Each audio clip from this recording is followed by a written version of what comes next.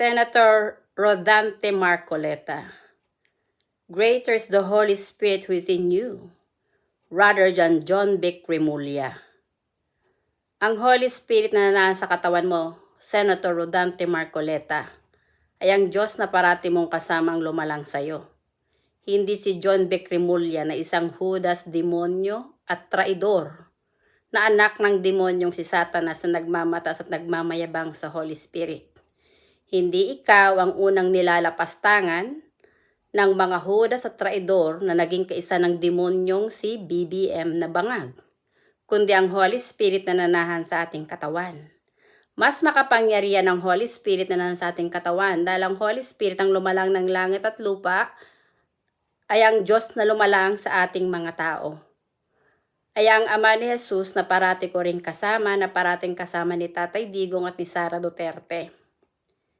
Lahat ng mga DDS supporters, bawat katawan natin, templo ng Holy Spirit.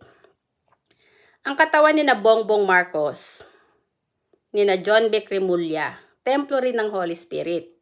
Pero hindi nalalaman ng mga Judas at traidor na yan na sina Bongbong Marcos, sina John Vic Remulla, na ang may pag-aari ng kanilang buhay hindi ang sarili nila, kundi ang Holy Spirit na nalan sa ating katawan.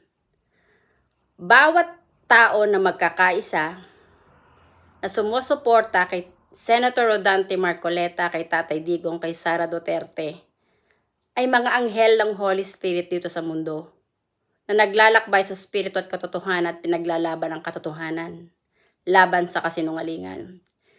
Honestly, dapat nang patayin niyang si Bongbong Marcos dahil hindi naman siya ang dapat na mamuno sa ating bansa.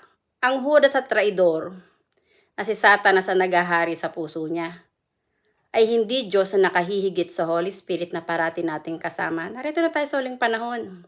Ang laban natin hindi laban sa laman at dugo, kundi laban sa mga espiritong masasama na silang mga kampo ng kadiliman na sa panig ng demonyong si Satanas.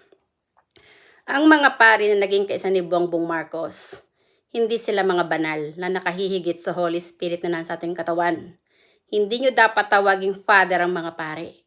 Dalang katotohanan ng Holy Spirit na nasa ating katawan, ang nag-iisang Father na dapat lang nating kilalanin na amang espiritual at Diyos na lumalang sa atin.